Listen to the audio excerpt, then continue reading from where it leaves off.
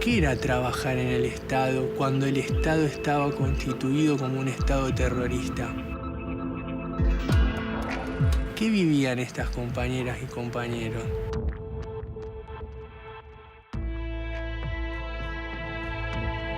Fueron víctimas también de su propio empleador en un punto. ¿Qué queda de nosotros como trabajadoras y trabajadores en el lugar de trabajo?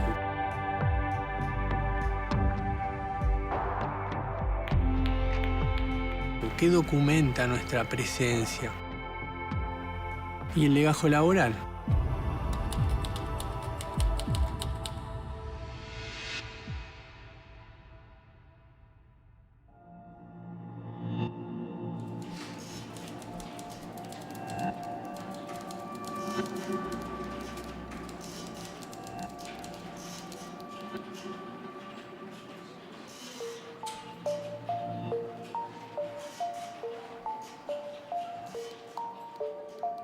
El legajo personal es una historia de vida. Es la historia viva del trabajador. Usurpar ese legajo, modificarlo o incluso señalar en él mentiras es como proceder en otro plano arrancando la identidad de ese trabajador o esa trabajadora.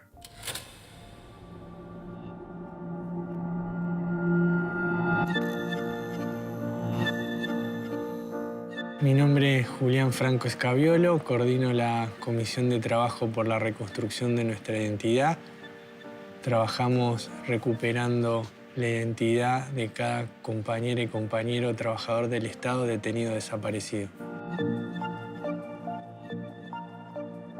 Comenzó con una idea, una convicción, al ingresar a la Secretaría de Obras Públicas de la Nación en el año 2005, de preguntarme dónde están los compañeros que no están.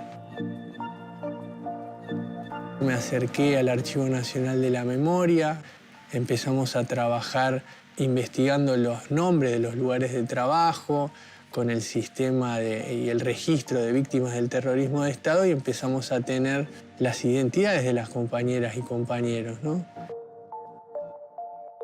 Sus caras, sus nombres, y empezamos a solicitar esos legajos. Primero nos decían que no iban a estar, que era difícil. Bueno, los empezamos a solicitar y esos legajos estaban.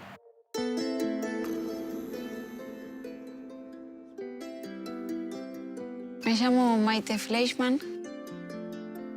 Mi mamá es Noemí Angélica Ferrazuolo y mi papá Horacio Jorge Sosa. Mis padres trabajaban en AFIP, lo que antes era DGI.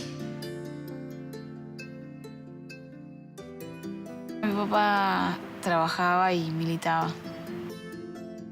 Venía de la JP y mi mamá también.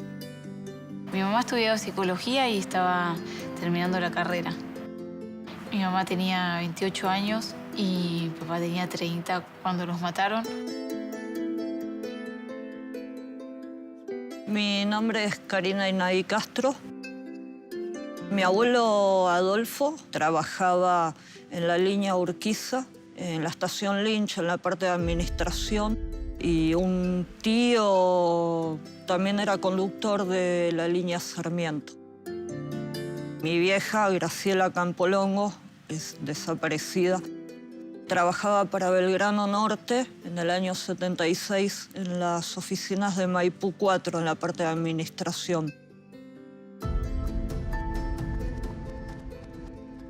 Mi nombre es Diego Manuel Rodríguez y mi papá se llamaba Ángel Alberto Rodríguez, trabajador sanitarista, secuestrado el 4 de agosto de 1976. Mi bisabuelo, por parte materna, fue sanitarista. Después mi papá ingresó en principios del 73 a Obras Sanitarias. Mi hijo nació en la villa del Bajo Belgrano y muchos habitantes de la villa pudieron ingresar a Obras Sanitarias porque tenía un área de oficios y también tenía el área de electromecánica. Mi viejo se recibió de mecánico. Era delegado gremial del Pozo 3. y militaba en una organización revolucionaria. Representaba a 200 tipos ahí y nació en el barrio, o sea que era un tipo, digamos, muy conocido. Y aparte de militar gremialmente, también tenía una militancia territorial.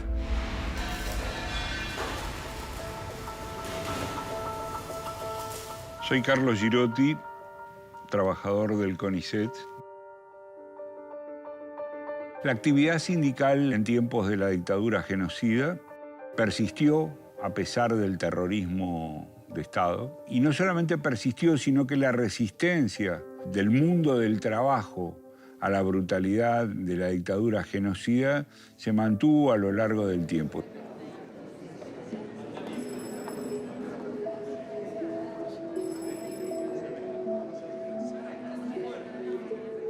Está claro que no tenía un grado de improvisación las Fuerzas Armadas, se venían preparando y a cada empresa del Estado se le asignaba una fuerza. El 24 de marzo del 76 usurpan ilegalmente el poder, tenían acceso a los legajos y obviamente que ya venían con información previa de la gente que militaba o activaba en el sindicato.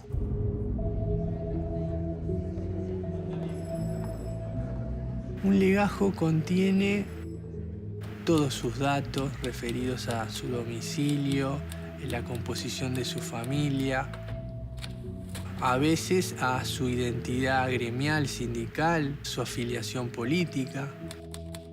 Casi todos los legajos de los trabajadores desaparecidos tienen un común denominador que es abandono de tareas o quedar cesante. Decía que como que ella había hecho abandono del puesto de trabajo. Los familiares hacían la denuncia a la empresa. La empresa no se hacía cargo. Ponía cesante, pero no el verdadero motivo, que fueron secuestrados por la dictadura cívico-militar.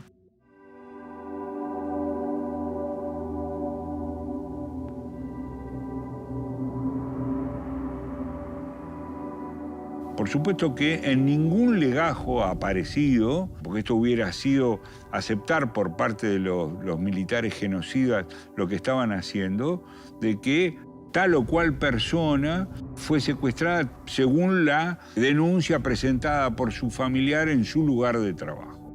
Es decir, hubo una maniobra de ocultamiento.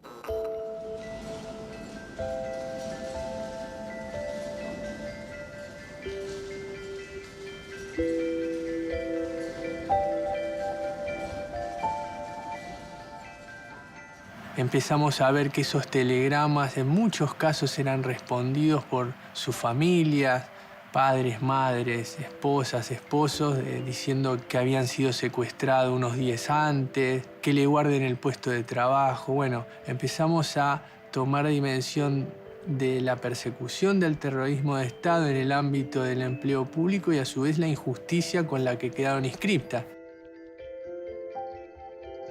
Conocer esta injusticia nos obligaba a repararla.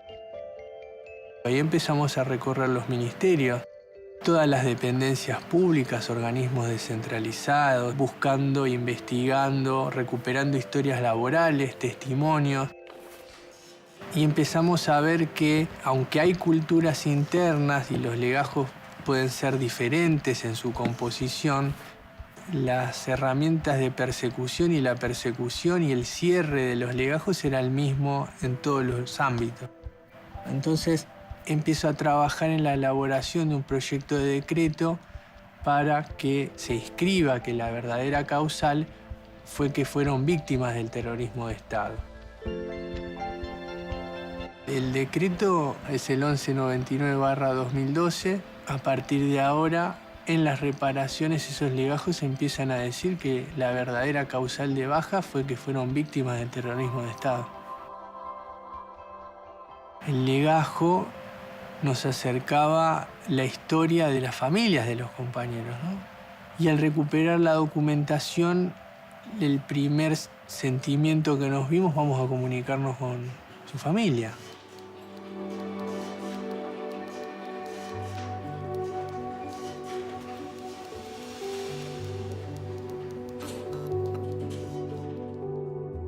El legajo queda uno archivado en la empresa, en recursos humanos, y el otro, en mi caso me lo entregaron a mí.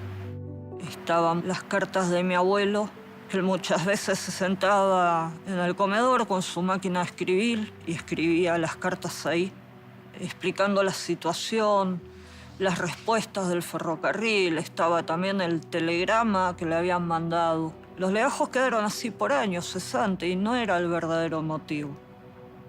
Por eso es importante la reparación, ¿no? Que seguía la verdad, detenida desaparecida por la dictadura cívico-militar.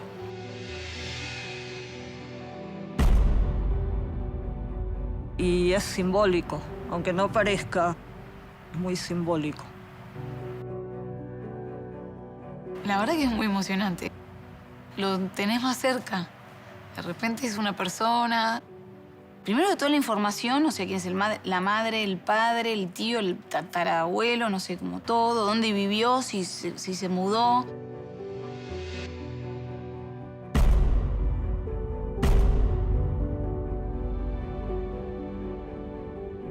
Para mí era un montón de información porque yo no sabía nada. Lo importante es que se pudo recuperar el legajo y que contiene muchas cosas que para mí son importantes. Está el recibo de sueldo de mi papá, diferentes cosas que él hacía en la empresa.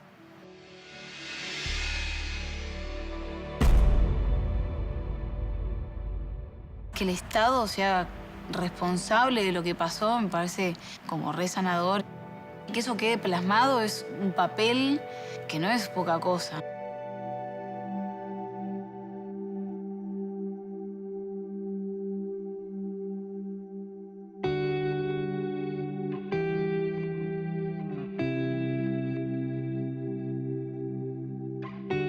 Al recuperar esta documentación también tomamos dimensión, primero de que esto es un aporte, un pequeño grano de arena dentro de lo que es la gran lucha de los derechos humanos, y al recuperar toda esta historia tomamos dimensión que este pequeño aporte tiene que ver con la memoria del movimiento obrero, digamos. Tiene un valor histórico, tiene un valor para los trabajadores del Estado, saber que muchos compañeros y compañeras defendieron los intereses de la clase trabajadora en momentos muy complicados del país. Conociendo a estas familias, a los hijos y a las hijas, empezó también a surgir en nosotros un tema que está presente y forma parte de la cultura del movimiento obrero argentino, que es que cada hija y cada hijo tenga la prioridad al ingreso al puesto de trabajo de ese padre y de esa madre. Y eso significó que nosotros tomáramos la decisión institucional de apoyar la solicitud, que ese puesto que para nosotros quedó vacante, las hijas y los hijos eran los que primariamente tenían el derecho, si tienen la voluntad, ¿no? Desde ya, si tienen la convicción, si tienen la necesidad de solicitarlo. Tampoco existe una obligación legal de que esos organismos, dependencias, los acepten, pero nosotros consideramos que sí hay una obligación moral y colectiva, histórica, para que ese encuentro se dé.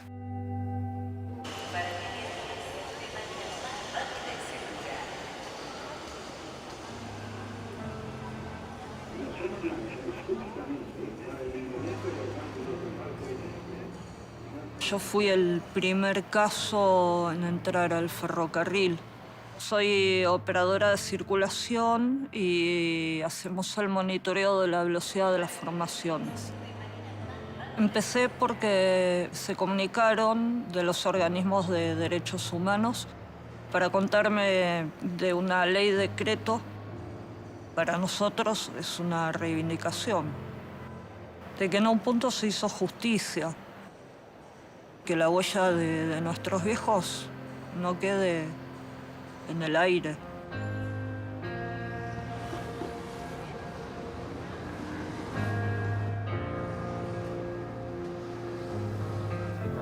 Entré hace 2 años en lo que antes era DGI, que ahora es AFIP, a ocupar ese puesto de trabajo. Estoy en la Dirección de Género y Derechos Humanos.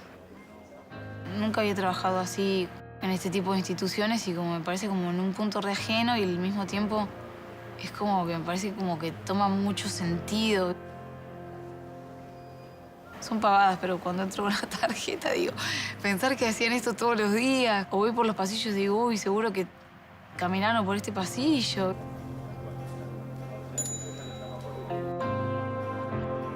Yo estuve en varias áreas de AISA, sería la tercera generación de sanitaristas. Y para mí, estar hoy en un lugar de estructura de conducción de la empresa es recuperar el valor que para mi papá tenía, tratar de mejorar las condiciones de vida al pueblo y a los trabajadores. Eso para mí le transforma radicalmente la vida a la gente.